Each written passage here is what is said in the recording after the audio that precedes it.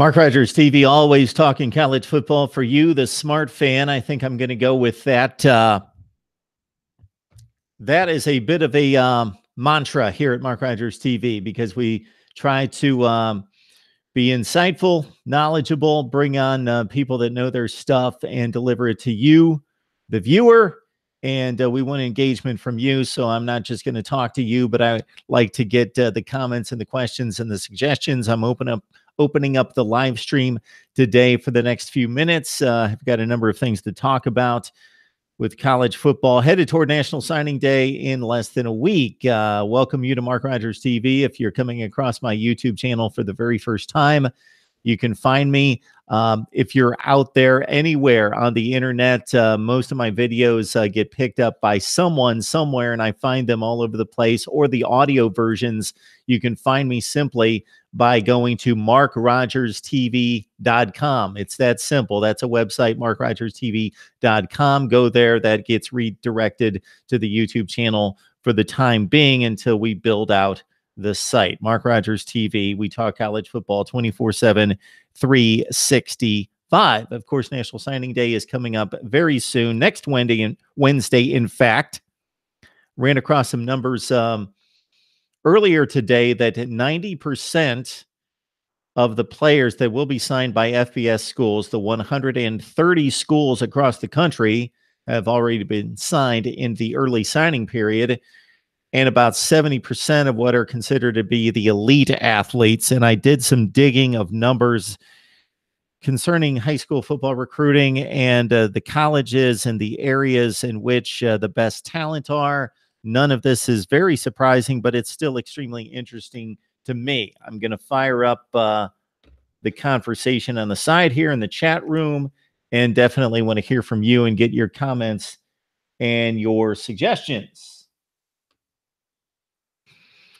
So National Signing Day is coming up next Wednesday. So we are 4 days away from National Signing Day. And again, it's not the National Signing Day we have been brought to know and love. It's a much different situation here in the very first year of the early signing period. We talked about it all fall. What is this going to mean to college football recruiting? Is this going to be a blip on the radar and just a few kids are going to be signed? What is this going to be? And even days leading up to it, there was an indication, but we didn't know at that point how strong the initial signing period was going to be. So National Signing Day is basically in December. In amongst us talking about coaching hirings and coaching changes with all the coaching purges that take place at the end of the regular season and after the conference championship games, and with us just getting our appetites wet for postseason play and the first couple bowl games, we've got to talk recruiting and talk National Signing Day. For that, 2 or 3 days around December 20th this past year, and we'll see if that gets tweaked anytime soon. Going to go to my channel and draw up the chat here to see if anybody's jumped on board. Otherwise, I'm going to dive right into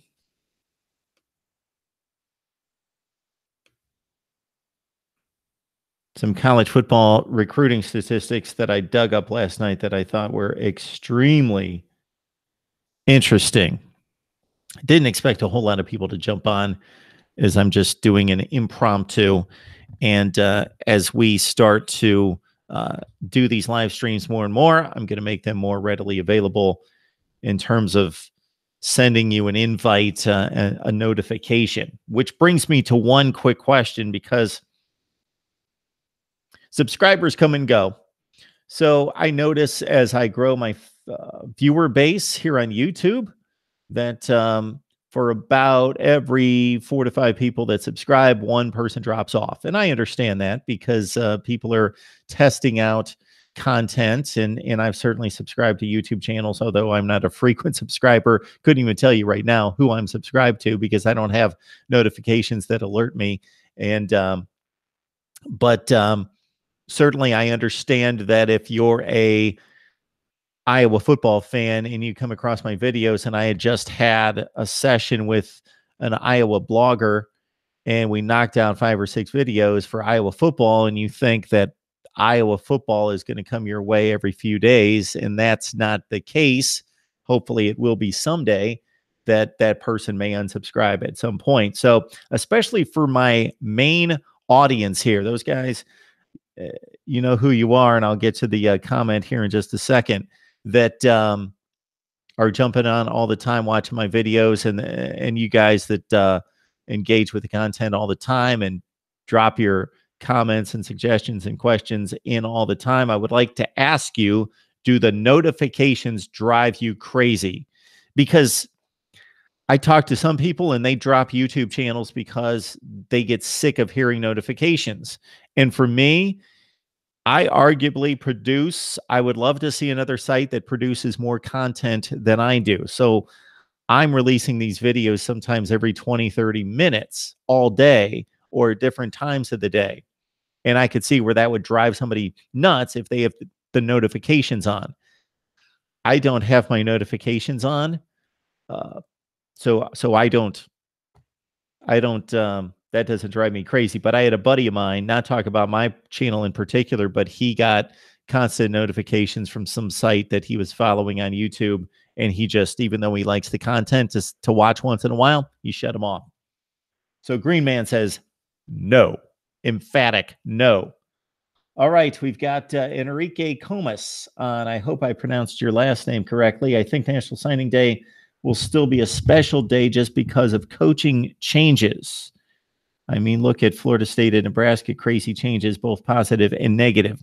Well, it's certainly a time in which we can then analyze the entire class. We've got incomplete classes right now, but we know, pick your school, pick your elite school especially, and you know who 85% of the class is going to be right now. Now, it could be very key as to some of the top players that are still out there and where they go. Yes, I'm not de-emphasizing the significance of National Signing Day, but it's just what it is now, at least based on this first year. It is about 10 to 15% of the puzzle. It's not 95 to 98% of the puzzle as it has been throughout the history of college football recruiting. Jonathan, LeBron, love the channel. College football day. Keep up the great coverage. I appreciate that, Jonathan. Anytime you want to write in any comment suggestions, I will try to get to it. You guys have flooded me with content suggestions. I'm trying to work through everything I'm trying to do here, so I will get to as many of them as possible. Of course, with recruiting taking hold from the last game, the national championship game, up until National Signing Day, that's typically what I hone in on. I have spoken to, in the last 3 to 4 weeks, bloggers and broadcasters from Ohio State, Michigan, Iowa, Penn State, Nebraska in the Big Ten, Alabama, LSU, Mississippi State, Kentucky, Georgia, South Carolina in the SEC, Clemson, Miami, Pitt, Virginia in the ACC, USC, UCLA, Arizona, Arizona State, Stanford, and Washington State out of the Pac-12, Texas out of the Big 12. I'm hurting in the Big 12 right now in terms of having contributors there, and I need to up the ante, up my game. It used to be extremely strong in the Big 12, and a lot of my contributors are still following me on Twitter. They're just busy. All right, we've got Enrique. I think, yes, National Signing Day, and then he writes in that I don't mind it. I reduce my subscriptions to my key content creators, you being one of them. I appreciate that, Enrique. We will possibly have some changes to the channel coming up in the next few weeks that won't affect you, the main subscribers, my core audience. So some people like the topical videos. So last night I had a discussion with Steve Deace, Michigan podcast. We talked for 32 minutes, I think was the video run on that. And not everyone wants to sit down and listen to, it wasn't so much about Michigan football actually last night, but not everybody wants to sit down and listen to a particular team for 30 minutes, especially if I don't want to bury the best topic. The best and most interesting and most popular topic might be 20 minutes into that video and it gets buried. So that's why I have divided the topics up. If you go to any of the main sites, any of the big sites, 247 Sports, Rivals, ESPN, CBS Sports, if they're showing you videos, and even the conference sites, the Big Ten Network, they're showing you videos that are like 90 seconds long. So even my 5, 6, 7 minute videos are pretty long by today's standards. People's attention spans, and they're gone. They just want to hear Ohio State's going to beat Michigan State this week, 31-27, because boom, boom, there's my 3 points and I'm out. We provide a little bit more in-depth, a lot more in-depth coverage here. Enrique, so as a Miami alum and diehard, I work 5 minutes away from the campus where Pat Tyson and the rest of American Heritage Gang is Pat. Yes, I got you. Pat Surtain, comma, Tyson Campbell, and the rest of American Heritage Gang is getting their final official visit. Does Miami pull off signing all 4?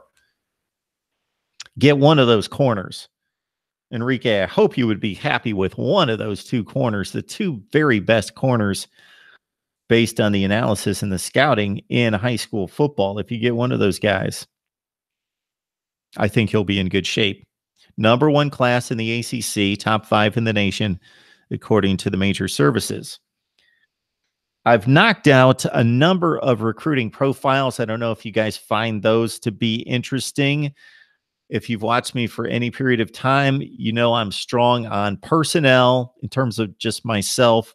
Personnel, I watch a ton of games. I basically watch college football from noon to 2 o'clock in the morning and take notes on it every week, unless other things jump into play in terms of family, and then I'll DVR and get back to it. But I'm watching 12 to 14 hours of college football every Saturday, plus the Thursday and Friday games. And so I'm strong on what's going on right now and the personnel across the board. I'm strong historically.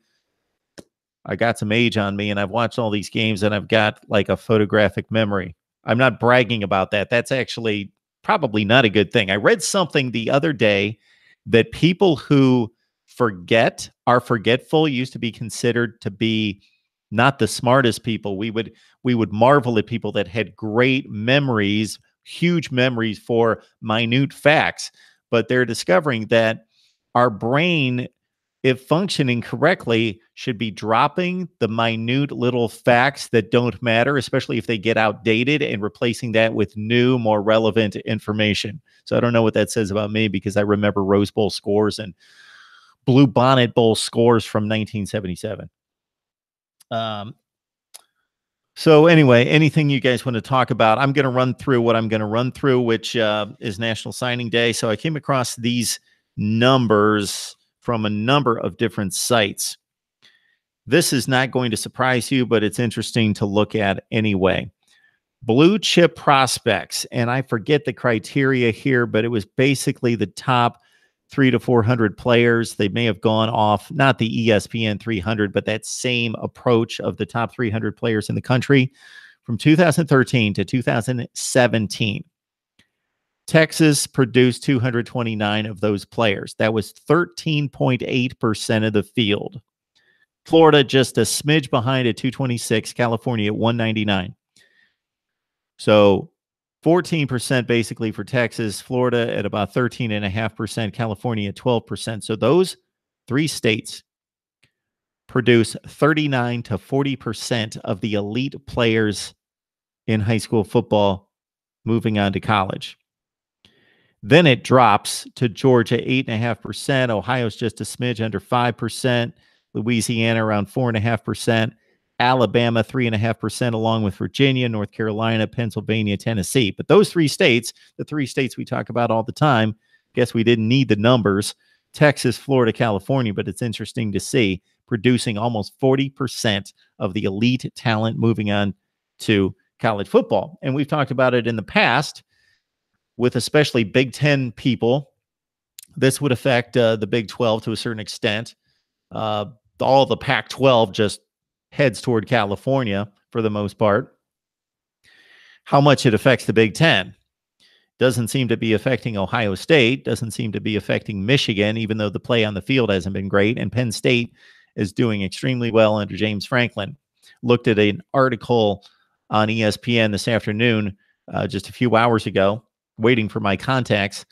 and at the eye doctors, and I am looking at all sorts of recruiting news and come across an article talking about James Franklin breathing life back into Penn State recruiting. It had grown stale. Joe Paterno had basically locked it down to Pennsylvania into all the bordering states, Virginia, Maryland, a lot of New Jersey kids in that region. And James Franklin knows he's got to get into the other states, and he's done it very successfully. He's just now reaching the elite, but he certainly raised the game there at Penn State, and he's brought in a lot of younger assistant coaches that connect with these kids and have the energy to get out there and beat the path. All right. Anything you guys would like to jump in on?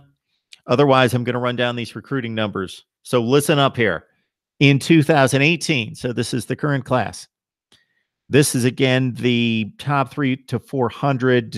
Looks like it would be about the top 300 players in the country. 65 of them hail from Florida. That's just about 18%.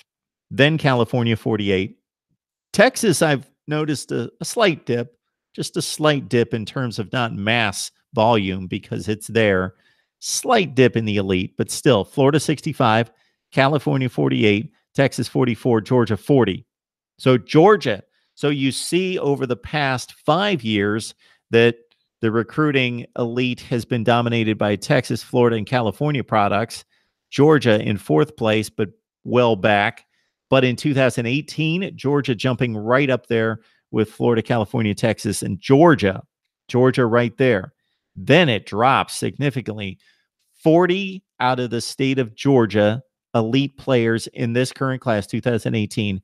Then it drops to 12, from 40 to 12, the states you would expect: Ohio, Louisiana, North Carolina, Pennsylvania, Tennessee with 11, Alabama with 10. Also found it very interesting looking at a breakdown from SB Nation.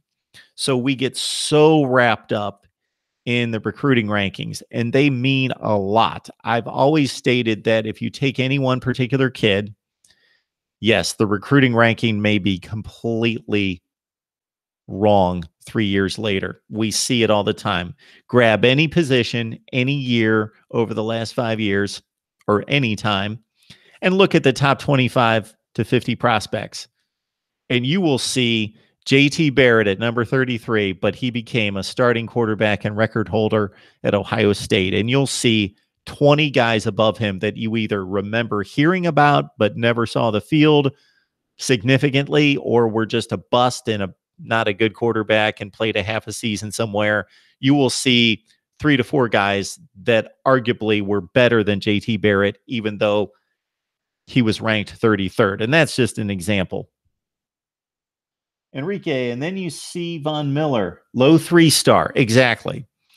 So any particular rating can be wrong, but in mass, in volume, they tell us a lot. Look at the recruiting rankings over the last 5 or 6 years. Look at the top 5 in college football every season: Alabama, Clemson, Ohio State. Yeah. There are some underachievers. Michigan, if they don't kick it into gear on the field after 2 close to top 5 classes, this one should rank about 12th or 13th. They'll be an underachiever. Then, of course, we've got the classic overachievers. Kansas State, wow. They're always in the 70s or 80s. They're behind a group of 5 schools in recruiting, and they win 8 or 9 games. Fascinating what Kansas State's able to do. They go the JUCO route, and, of course, Bill Snyder knows how to coach them up. Wisconsin, Michigan State are the 2 classic examples out of the Big Ten. I was looking at Iowa and Wisconsin products. They are not impressive in terms of, we'll see if the players turn out. I'm not talking individually, but the high end in Wisconsin and Iowa this season and just about every year, 3 stars.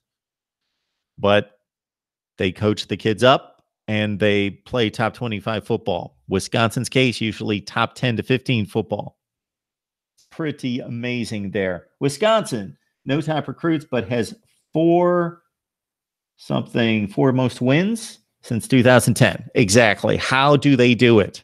And they've done it with not just, it would be one thing if Nick Saban went to Wisconsin or some up and comer that we discovered. This guy is amazing.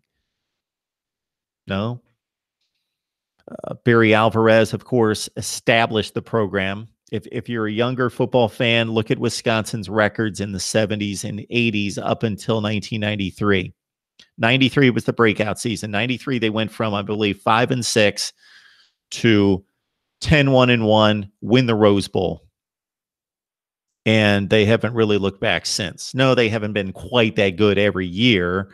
They're not competing for national championships, but they're 9-3 good since Barry Alvarez turned the program around. But Brett Bielema, Gary Anderson, Paul Chryst, doesn't seem like anything changes. They have a great offensive line. They've got a great running back. They've got a marginal quarterback. They're limited at wide receiver. They've got a front seven on defense that is extremely good. Maybe not super talented off the edge with the DNs, but super strong in the middle. Linebackers that are so smart in play and go to the NFL. The secondary, a bit shaky. That's Wisconsin pretty much across the board. Yeah, very impressed with Wisconsin. It's amazing what they do.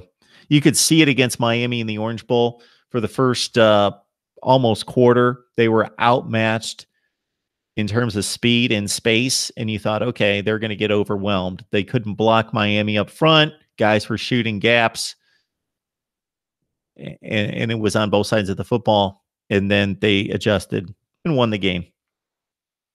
All right, so I was getting to the rankings and the star approach system, the star system. So there's roughly 300,000 high school seniors each and every year playing high school football. Out of those 300,000 high school seniors that play football in this country, 33, this is in one particular year, but it's you could match this up almost perfectly on every year, would look the same. On this particular year, I think it was 2016, 300,000 kids playing high school football as seniors. 33 5 stars. That is 0.01%. We lock in on the 5 stars. And yes, they are elite. And those are the guys that typically move on to the NFL. But the 4 stars are obviously basically where the elite programs are built, because the 5 stars, 33 of them total, nobody gets more than 2 or 3 5 stars at the very most. If you get a 5 star, you're usually one of the blue bloods. The 4 stars comprise the bulk of the impact players in college football for the contending teams, the top echelon teams in each conference.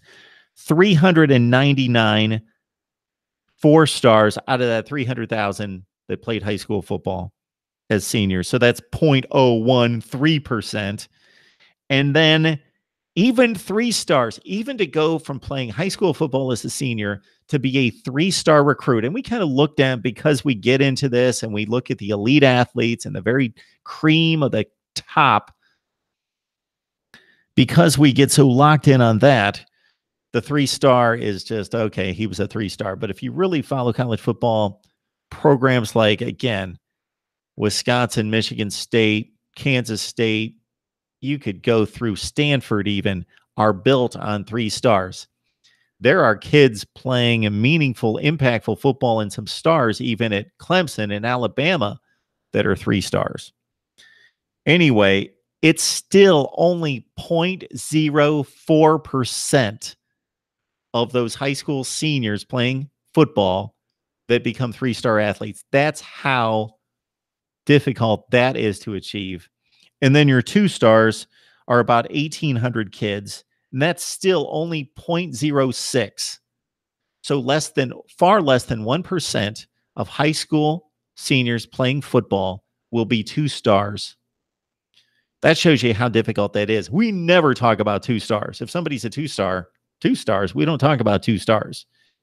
And it's still far less than a 1% chance that a high school senior playing football will turn into a 2-star. So the number of high school seniors who turn into no stars, 98.8%, 296,000 plus out of 300,000. It's amazing. I am going to pull up the 247 composite and look at what regions are dominating. This is interesting to see the top players and where they stand, where they come from, and you see some obvious trends. So whether you go to ESPN's 300 or 247 Sports or Rivals, they're going to be different slightly if you're going player by player, but the bulk is going to be basically the same. Your number 5 player at ESPN is going to be number 12 somewhere else, but they're still all in the top 300.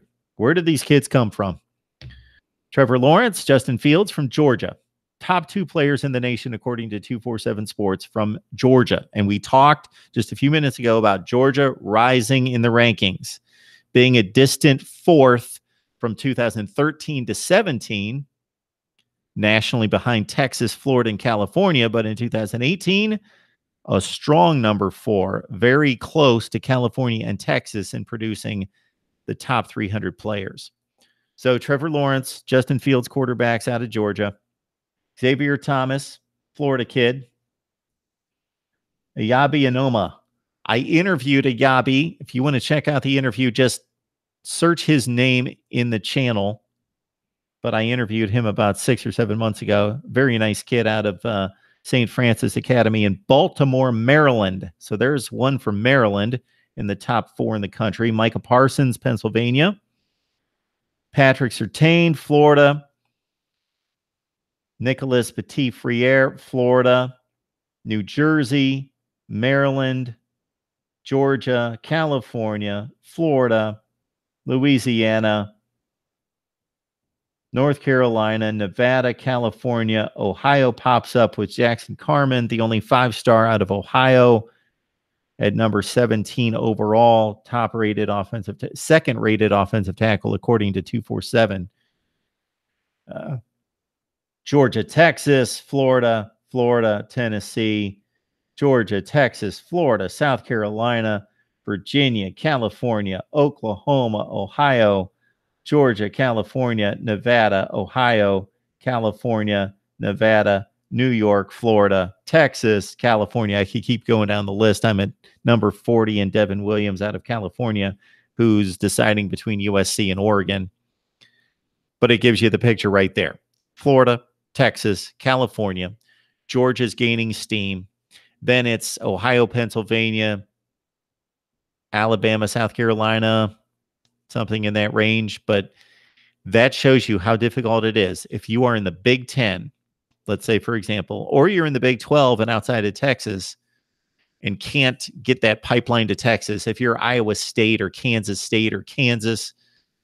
trying to recruit the elite talent, if you haven't built a brand with a great coach like Ohio State, so Ohio State might have an issue when Urban Meyer moves on. Yes, is the brand that strong historically? Of course it is.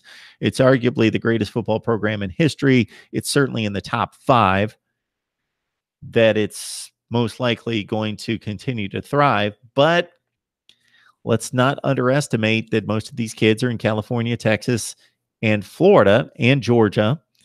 And Ohio is still a strong recruiting state. And if you lock down Ohio, if you lock down Ohio and you can't go anywhere else, if you're not Urban Meyer in Ohio State, if you were an Iowa kind of program, but you were in Ohio and locked down Ohio pretty well, and then weren't able to go much of anywhere else, unless you go to there are Florida kids, of course, on the Wisconsin, Michigan State, and Iowa rosters, but they're way down the list. Once you get to the top 75, 80, 100, 150, that's where you start to see the Wisconsins and the Iowas pop up as being the teams that those kids commit to. The top 25 to 50 players, they're all going to Florida, Florida State, Miami, Clemson, Alabama, Ohio State, somewhere like that. Michigan as well, Georgia. All right, so basically if you're Yeah, my thought was that Ohio State might be in trouble when Urban Meyer moves on. And when I say in trouble, not to win 8 or 9 games, but to stay in the position they currently are in. It's difficult for the Big Ten states. The Big Ten is a huge brand. It's the arguably, so if you look at not just the recruiting numbers, but the numbers that are tied to money, the actual revenue, uh, the attendance, the television ratings, the SEC and the Big Ten own college football. I had a conversation with somebody that I can't mention over the past month at a major, when I say major, I mean the number one sports site. And their college football division focuses first and foremost. Of course, you're going to see a ton of USC, Texas, Oklahoma, Notre Dame. But they focus on the SEC and the Big Ten because they say those two conferences completely drive their numbers. And I might be missing some comments. I apologize because I am locked into 247 Sports here.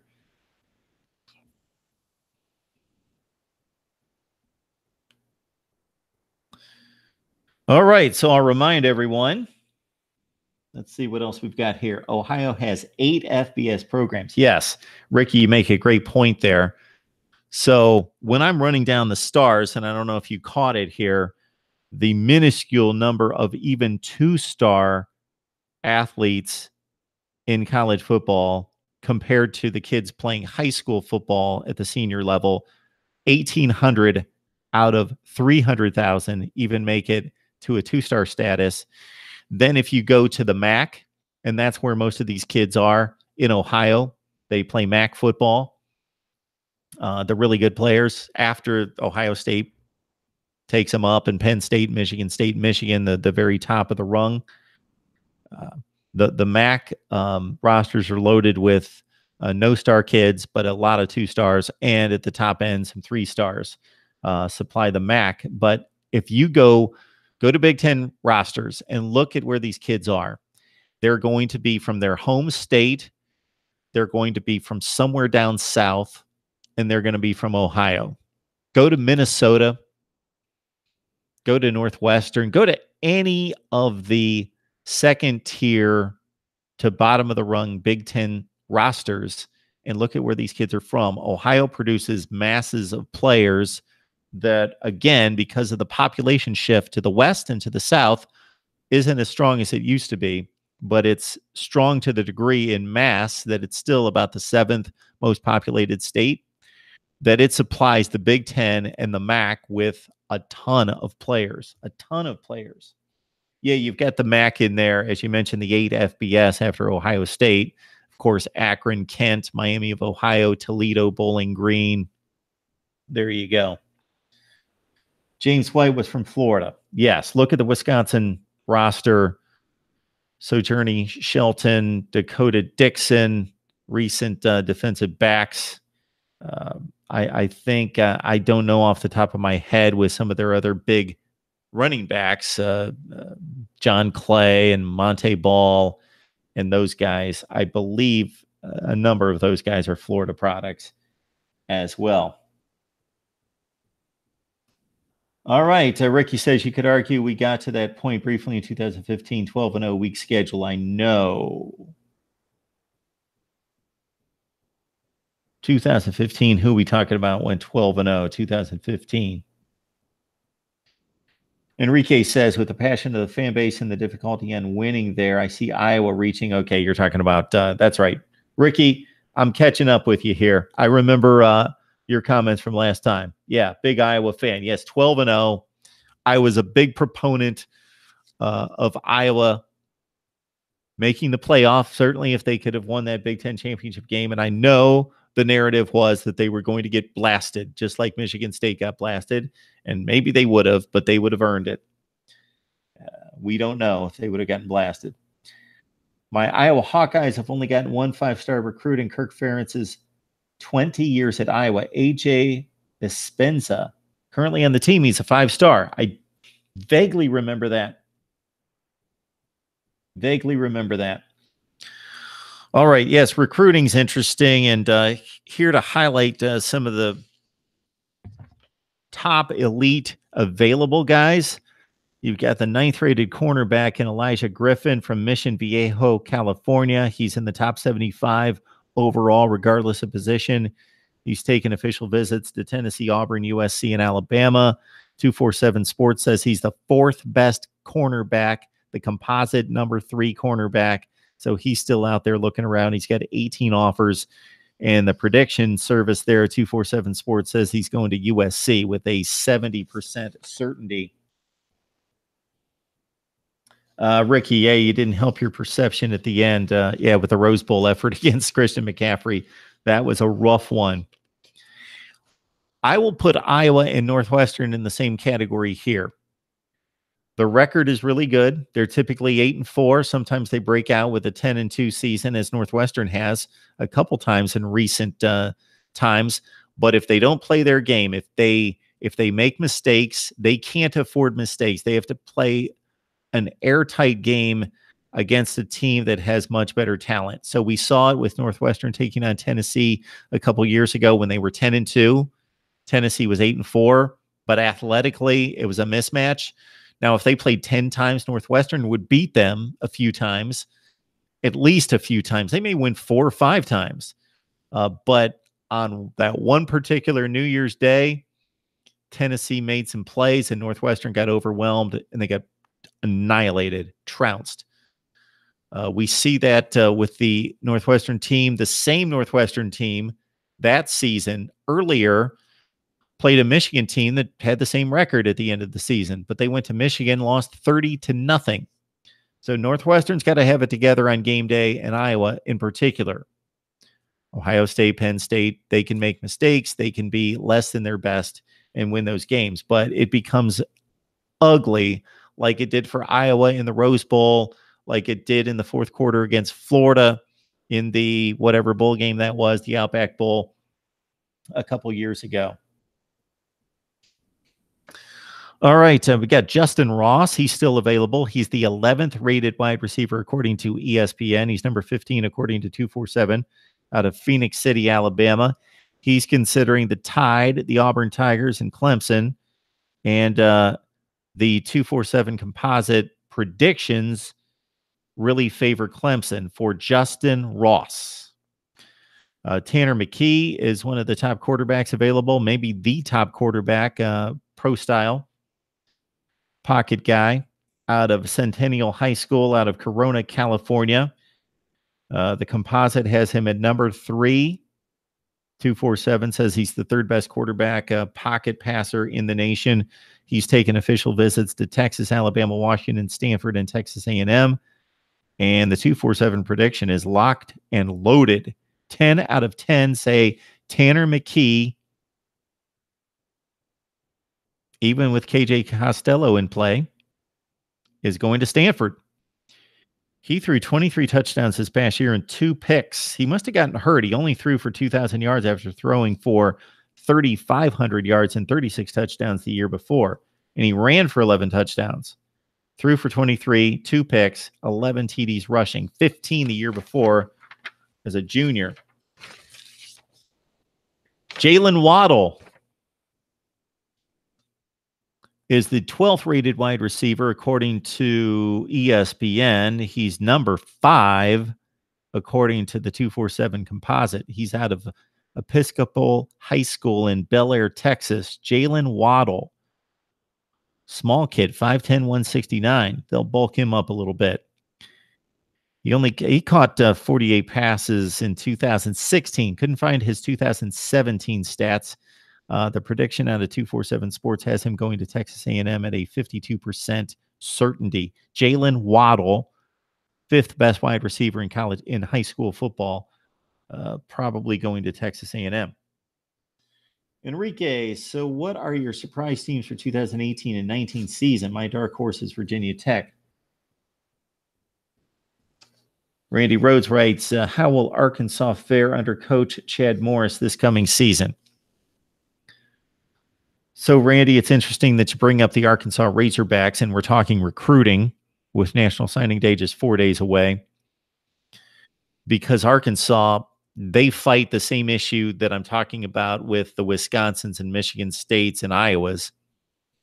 is that the talent in Arkansas, I believe in looking at it, I saw 1 or 2 4-stars and then just a glut of 3-stars in Arkansas. So Arkansas has to leave the state to compete in the SEC Western Division.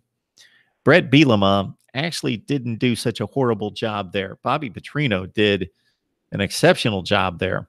And somebody would have to do the analysis from week to week and from year to year, I should say, to look at where those recruits came from. But I'm guessing they came from Texas. So Arkansas really has to forge the Texas pipeline. Chad Morris, obviously coming from SMU, has built a Texas recruiting base over the course of a few years. So that would indicate that they have the chance to do that. And if you're going to go into Texas, they have the advantage of playing in the SEC. So they've got that brand. And Arkansas has an extremely strong football history. Don't know that kids care about that, but it obviously means something because the historic programs continue to win and win and win. Arkansas not at that level, but they're in the top 15 to 20 range historically in terms of success. Chad Morris needs to find, and I apologize because I can't come up with who signed there as defensive coordinator. Was it Dave Aranda? So Chad Morris needs to find himself a strong defensive coordinator. So hopefully he has done that to balance out. He's an offensive guy, so he's got that taken care of. They're going to swing offensively, and it's going to be a much different approach than what we saw out of Brett Bielema. Even though we now see Dan Enos getting plucked up by Nick Saban at Alabama. I thought what was really underrated was Arkansas's passing game when they were playing good football, not this past season, but the 2 to 3 years prior to that, when they were starting to win 7 and 8 games. And everybody knew that they had the 2 NFL running backs, that they had Collins and those guys. But Austin Allen, Brandon Allen turned in 3,000-yard seasons, and they really could chuck it down the field. Dark horses for 2018, 2019. Well, would you consider Texas to be a dark horse? If you look at the records over the last 5 or 6 years, and even going back to their national championship run in 2009, then they had a good season in 10 under Mac Brown. Then after that, they've been awful since 2011. So if you consider Texas to be a dark horse, then I would say Texas. I expect Texas to take off. So they're the first team that comes to mind in terms of a dark horse. So Enrique says not necessarily Texas to be a dark horse, but they haven't been good. So they just came off a 7-5 season, their first winning season in, I think, 4 years. So in that way of thinking, Texas is a dark horse that could take off. Other dark horses across the country. So there's opportunity in the SEC Eastern Division. Florida's down, Tennessee's really down and a mess. Kentucky has reached probably its ceiling. They have the 11th rated recruiting class right now. So a second team has to jump up. There are wins to be gained outside of playing Georgia every year in the SEC Eastern Division. Excuse me just a second. So there are wins to be gained by somebody like you would think South Carolina and Will Muschamp. So there's a dark horse for you to break on to the national scene. 3-9 the final season under Steve Spurrier and whoever cleaned up for him the last half of the season. Then you had, of course, Will Muschamp taking over. They go 6-6, lose a bowl game. Then he jumps them up to 9-4 this season. South Carolina, there you go. I'm going to go with that, Randy. South Carolina is a dark horse. And again, Texas could be considered somewhat of a dark horse. Thinking about the Pac-12, Arizona with Kevin Sumlin.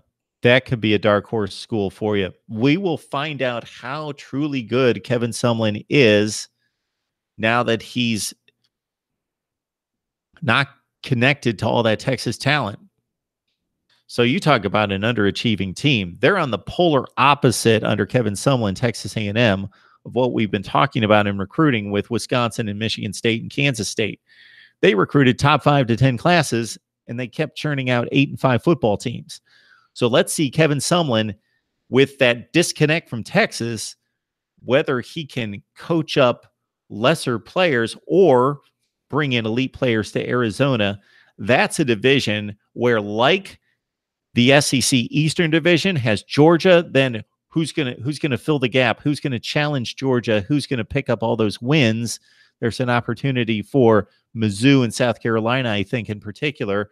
And Mizzou has a recruiting challenge that we know compared to the rest of the SEC as well, because of their location.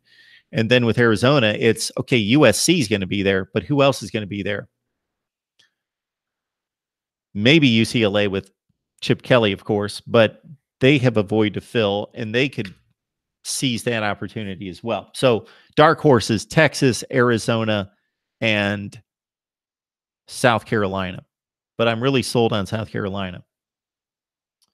Iowa has a favorable schedule besides playing Penn State and Happy Valley, Purdue and Maryland.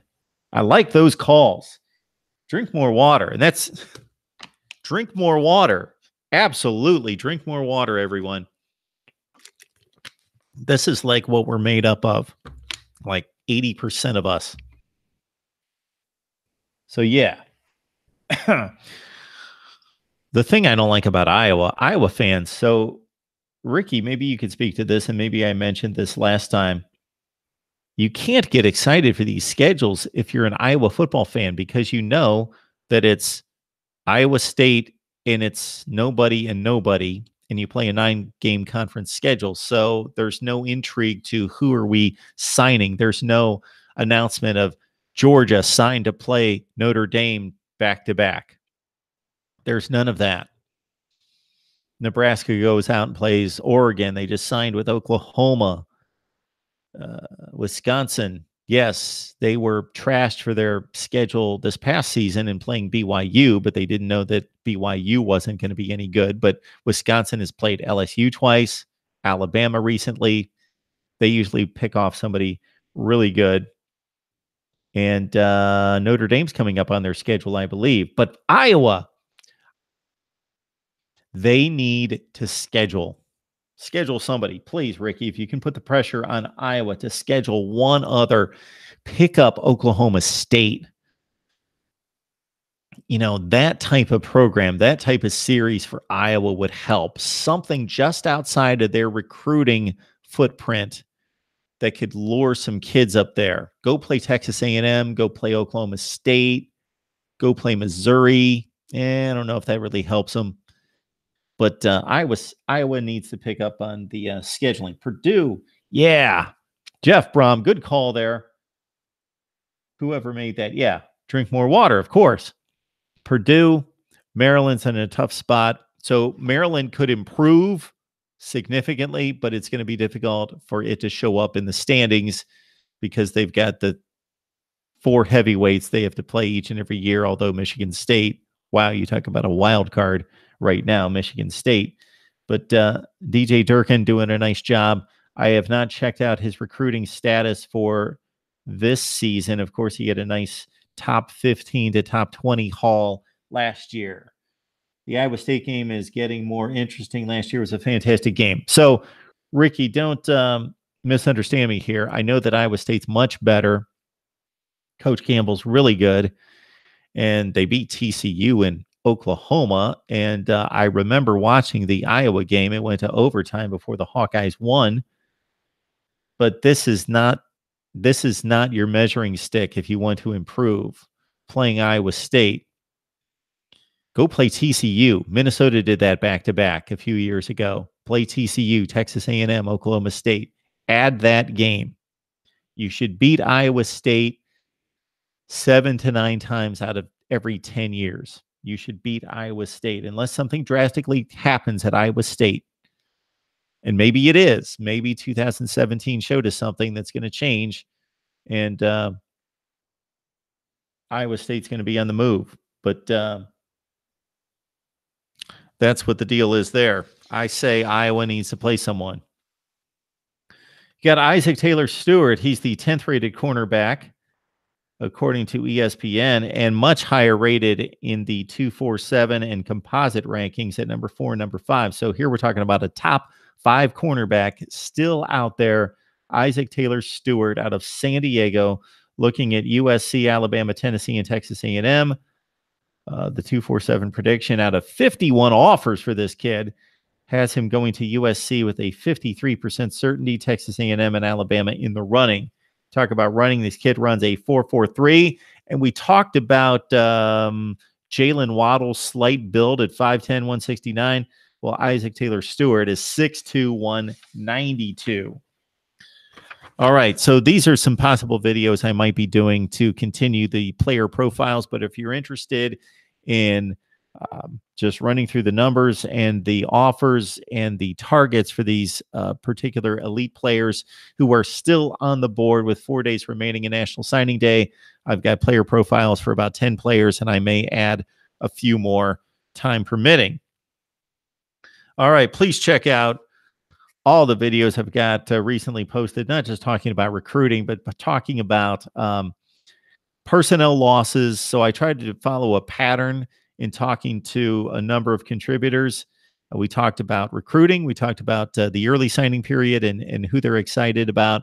Talked about who's targeted for National Signing Day. We talked a little schedule depending on the team. We talked about the quarterback battle if it's in play. We talked about personnel losses and discussed who's coming back and who needs to step up for the guys that are leaving. And we talked about NFL draft prospects at Ohio State, Michigan, Iowa, Penn State, Nebraska, Bama, LSU, Mississippi State, Kentucky, Georgia, South Carolina, Clemson, Miami, Pitt, Virginia, USC, UCLA, Texas, Arizona, Arizona State, Stanford, and Washington State. If you're getting excited about the Super Bowl, we just finished a conversation with Steve Merrill. He joins us on occasion from Pro Sports Info. I hope to be talking to Steve each and every Wednesday, Thursday, or Friday next college football season, because this guy is a wealth of knowledge about the betting game. If you're interested in odds, money line, the point spread, what moves it, what may change, when to get in, how to distribute your money, all that business, you got to check out Steve Merrill at Pro Sports Info. But we cut the segments, and we've had him on about 5 times and just completed a segment on the Super Bowl. And we talked about Heisman odds. And I had the Heisman odds right here. Let's pull them up. So we've got a real wild card in Tua Tagovailoa out of Alabama. We assume he's going to be the starting quarterback this year. And according to CBS Sports, he is a 10-1 shot to win the Heisman Trophy in 2018. Bryce Love coming back to Stanford, foregoing the NFL draft, is at 7-1. Jonathan Taylor, with the enormous freshman campaign he had at Wisconsin, is 8-1. Khalil Tate, Arizona, 9-1. It's going to take a lot for an Arizona player to win the Heisman. J.K. Dobbins, Ohio State, he could be a good play at 12-1, although the historic swing is to the quarterback position since college football has become pass happy since, let's see, about 2000 when Chris Winkie won and ended that string of running backs, Ron Dane, Ricky Williams, on and on and on. Will Grier, West Virginia. Justin Herbert, Oregon, 15-1. Kelly Bryant at 15-1. He's going to have to play a little bit better than he did in the national semifinal. Mackenzie Milton. So for a group of 5 player to win the Heisman is going to take some work, some heavy lifting. Have to look at UCF's schedule, but whoever they play in the Power 5, they are going to have to dominate that game. And Mackenzie Milton is going to have to go off statistically and have to shine in that game for him to have any prayer of getting into the Heisman race. Trace McSorley at 18-1. Cam Akers, Florida State, 22-1. Jake Browning right there at 22-1. Then you got your long shots. Rodney Anderson, Ryan Finley. Ryan Finley back at NC State. I think I incorrectly stated the other day that Ryan Finley gone at NC State. Ryan Finley back at NC State, 25-1. Brandon Wimbush, 35-1. DeAndre Swift, Now, there's an interesting selection at 35-1. DeAndre Swift with Sony Michel, Nick Chubb out of his way. That could be a good play at 35-1. Nick Fitzgerald, Mississippi State would have to surprise and at least win 10 games. Travis Etienne, he has to share carries with Tavian Feaster. David Sills, the West Virginia wide receiver, will put up huge numbers. Ed Oliver, if you're going the defensive route, would be the first defensive player on the board here at 55-1. So Ed Oliver, I know it's 55-1, and that's probably should be higher. He's got to win as a group of 5 player who's got probably one game in the spotlight and as a defensive lineman. So he's got to chalk up like 20 sacks, some crazy, ridiculous year. Nick Bosa, Ohio State at 75-1. He's got the name, he's got the team, he's got the big games, big stage. If he makes some ridiculous forced fumbles, strip sacks for touchdowns, does something like that once or twice in big games, maybe the crazy happens. If we have the kind of year we had this year, where if it wasn't for Baker Mayfield, Lamar Jackson slid off, not statistically, but because of the team losing. And then, Swift is where my money will go. That jumped out at me, Enrique. Don't let me sway you. Hopefully it didn't, but that jumped out at me when we were going down all those players. And then DeAndre Swift, wow, he's going to get a ton of carries, and they'll give him some rest time in the blowouts. But so his stats might be a little bit compromised. But in the big games, when we see him on CBS against Tennessee and Florida and whoever they're playing out of conference, is it Notre Dame this year? I don't think that game's this year. Georgia Tech and whoever they play, of course, Auburn in the SEC Western Division. Yeah, DeAndre Swift seems like a good one. If the Big Ten goes to 16 teams, who should join? Ricky, what do you say here? So I cut a video about a year ago where I restructured all of college football, and I went to 4 16-team conferences. Did I go that route? No. I went to 6 12-team conferences. You might want to try to dig that one up. I won't go through the whole system, but I went that route. And Penn State may not like this, Rutgers and Maryland, but I kicked them out of the Big Ten. I added Notre Dame. So this isn't going to happen because Notre Dame is in bed with the ACC and they're tied up until 2087. But this made total sense. There were a few logistical issues to work through. It's not perfect, but it's close. The Big Ten I had down to 12 teams. Everybody was down to 12 teams because then you can standardize the scheduling and even the out-of-conference scheduling. And you can standardize the number of games that you play within the league and against the other division. So I had the Big Ten at 12 teams, everybody at 12 teams. I brought in Notre Dame, kicked out Maryland, Rutgers, and Penn State. I moved them to what would be the new Big East with West Virginia, Penn State, Syracuse, Boston College, Army, Navy. It fit perfectly, believe me. Have to move Connecticut back up to the Power 5 status. The ACC was beautiful because even if you move out BC and Syracuse, Pitt goes to play Penn State in conference in the Big East. You move in South Florida and Central Florida into the ACC, and you've got a nice little 12-team ACC. You move out the teams from the Northeast that don't make sense in the ACC, and you move in South Florida and Central Florida. The SEC, easy. You take out Texas A&M and Missouri. You move them back where they belong in the Big 12.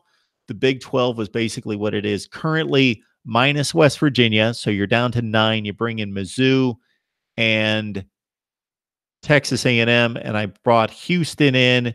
Then the Pac-12 became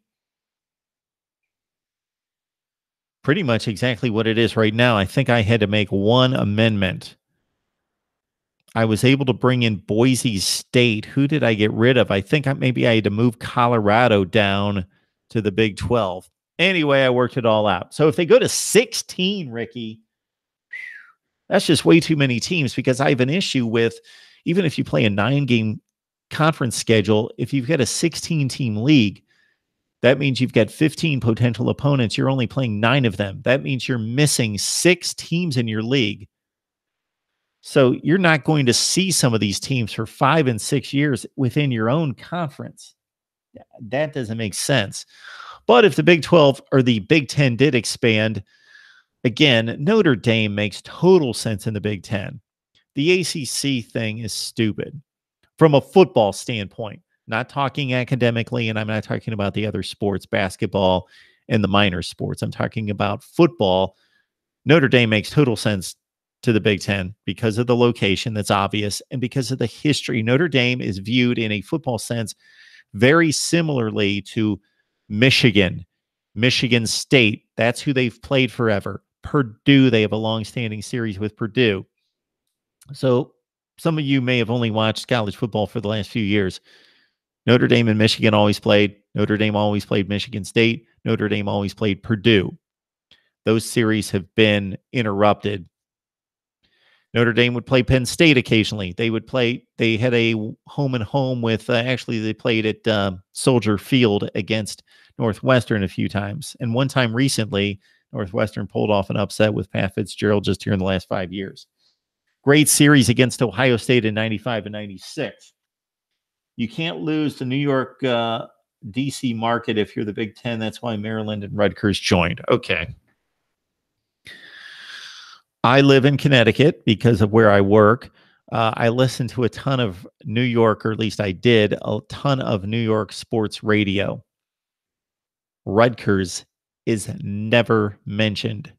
Nobody in New York cares anything about Rutgers. They would have to become Penn State for anyone to care. I don't know that those markets do the Big 10 much good. And I know that was the reasoning, because it certainly wasn't a football decision. It was a football money decision. It wasn't a football on the field decision like it was with Nebraska. We need to catch the SEC. We need to stay competitive. Nebraska was Nebraska for the most part when they were added to the Big 10. That's why Nebraska was added. On the other side, with Rutgers and Maryland, yes, it had to do with gaining the Beltway, the TV markets. And yes, the Big 10 network, from what I understand, has been effective in getting into Baltimore, D.C., and New York, I think, from what I've heard. But from a football standpoint, it's awful, has been. Maryland has a chance to be competitive. Rutgers does too, but they're never going to win. When is Rutgers or Maryland going to win the Big 10 East? Put down your selection right there. Is it going to be even in this century? And I know stranger things have happened. I used to say this as a baseball fan when Tampa Bay started in 1998. They were losing 100 games every year. And I said, are you kidding me? Boston and New York are powerhouses. Baltimore used to be a powerhouse. When is Tampa Bay ever going to win the American League East? And they did. And they went to the World Series in 2008. And they're competitive from time to time. Well, I guess it could happen. But for Ohio State, Michigan, Penn State, and Michigan State all to be down, and Maryland or Rutgers to win the Big 10 East, stick 118. I don't see the Big 10 adding anybody new, in my opinion. So now that this Big 12 situation has settled down, in which, of course, this time last year, the big talk was Houston, or it was possibly going outside to Central Florida or South Florida. Memphis was talked about. Boise State, BYU, that has settled down. It seems as the Big 12 playing better football has helped. Showing up a little bit better in recruiting this season, and to a certain extent last season, after a really down 5 years. If you look at the numbers of Big 12 recruiting, and then it showed up on the field, but with Oklahoma playing better, being on the national scene, showing up well this past season, and to a lesser extent the season before, I don't see much shifting right now. That would be a good topic. What's going to be the next major shift in college football? We thought it was going to be the Big 12 out of necessity and trying to keep up with the other leagues. But once it does happen, once somebody does make a move to get to 14, one of those other conferences get to 14, or an SEC or a Big 10 trying to get to 16 and scarf up more territory, then that's when the dominoes fall, because then everybody else needs to adjust or feels the pressure to try to add to match that other conference. So once one move happens, then other ones, in some cases, logistically have to happen, or in terms of money and pressure to compete, will happen. Notre Dame doesn't want to lose traditional games with USC, Stanford, BC, and Navy. Yeah, that's another big factor. And of course, they've got the NBC contract, and they're doing fine. They were good on the field this year, 4-8 last year, strong the year before. But yes, they've got a number of traditional games. So if you're Notre Dame and you join the Big Ten and have to play 9 games, then you only have 3 to schedule, and you don't want to kill yourself. And Brian Kelly's addressed this recently about backing off on the schedule a bit. So to keep those major rivalries, your break would be Navy, or your break would be playing in the Big Ten West against Illinois and Minnesota and whoever else is down. So if you're Notre Dame, yeah, it would be brutal to play 9 Big Ten games and then play Stanford, USC, and Navy. I don't know that the BC rivalry is that important to Notre Dame. I know they schedule it. They need the game. They have taken time off of playing BC many times. ACC's dominance is the shift only because of Miami not to be too much of a homer. Miami's downright scary just because they live in the hotbed. So when you say ACC dominance, we didn't see that on the field, Enrique, this year. We saw it the previous postseason when Clemson won the national championship and Florida State won the Orange Bowl, and the ACC went 10-3 and won some impressive games. But this past season, the ACC did not dominate. It's a much better league than it was 5 years ago. I thought the ACC at some point in there, I'm not going to try to pinpoint the years, but roughly 5 years ago, before Clemson emerged, the ACC was generally the worst league. And now it's arguably the best league. But that's another conversation for another day in terms of, again, I will get to my rankings of the conferences in the next month. So I've got them all done. I just got to shoot the videos, and I'm going to be overly busy in the next 10 days to do that. But I'm going to rank the conferences, and I'm not going to be convicted about this. Like, yes, the SEC is definitely the best conference. I'm running the numbers. I'm just going to throw them up there and let you know, and then I'm going to make a judgment call. But I think it's awfully close. For the first time in forever, the numbers don't side with anyone specifically. You can make it look any way you want. The only argument that would be almost impossible is to say that the Pac-12 is the best conference in college football.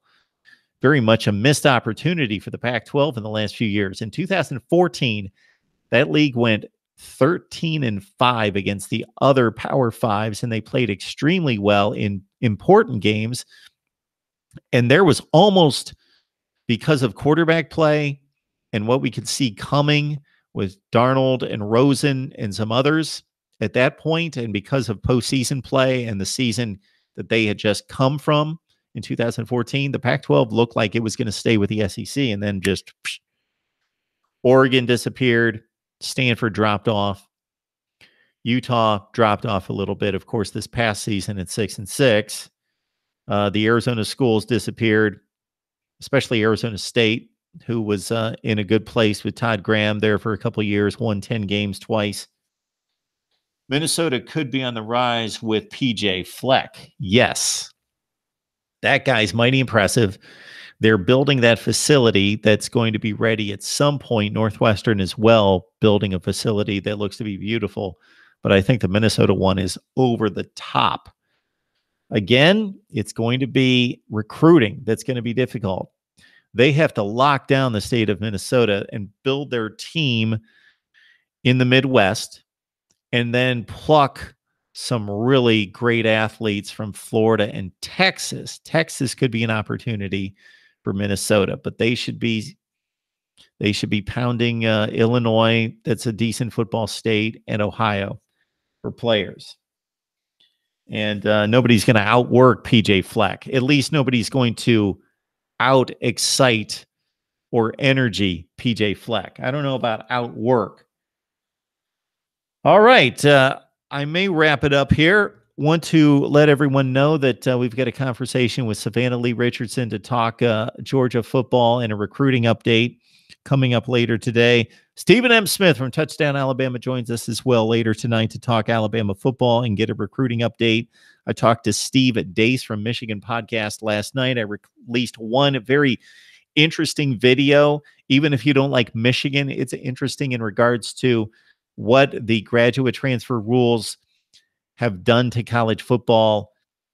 We almost see a free agency kind of effect to a much lesser degree than the NFL or the other professional sports. But the grad transfer situation in college football has changed the landscape of the recruiting season and what can be accomplished. We talked about that. And I've got a few other subjects to release from the conversation with Steve Dace, Michigan Podcast, that are very interesting, talking about the Big Ten, Michigan football, and the national scene, quarterback battles across the country.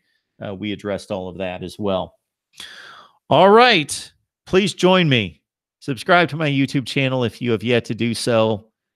Turn off your notifications if you get bothered by too many, but that's just because I produce so much content and try to get it out to everyone. And we have a few minor changes that we're going to make here in the next few weeks after National Signing Day and after I take a bit of a breather. So we will see you guys next time. I appreciate the comments, the suggestions. You guys are the best. You guys make this thing run because otherwise I would shut it down. Even though I love college football and can watch it all day and do on Saturdays, I would just be a guy that would go back to what I was doing 5 years ago. That would be working my job at ESPN and then just being a fan on the side. But I love doing this and I'm trying to build something out of it. So if you know anything about search engines and branding and marketing, please let me know, because I am trying to do something professionally here that's going to stand up against anyone else. So I've attacked it from the content standpoint, and hopefully you guys agree that we're doing some good things in terms of my own analysis. I'm always going to bring that to the table. I don't want to be just a host or facilitator. So I'm going to analyze the games and the programs and the situations. But I think it's a great compliment to what I bring in also bringing on the best bloggers and broadcasters and writers that I can find to talk their specific teams, because I cannot be an expert on every team. So that's why I've reached out and have those conversations. And it also creates more discussion and debate rather than just seeing one guy talk it up on any particular channel. So that's my concept there. And I hope you guys enjoy it. We will see you next time. National Signing Day coming up. If you have any thoughts about that or anything else, please write the comments in. I get to as many as possible. And this is why I'm doing the live streaming, is to talk to you guys directly and respond to the questions and comments as well. So you guys have a great weekend, and we'll see you next time.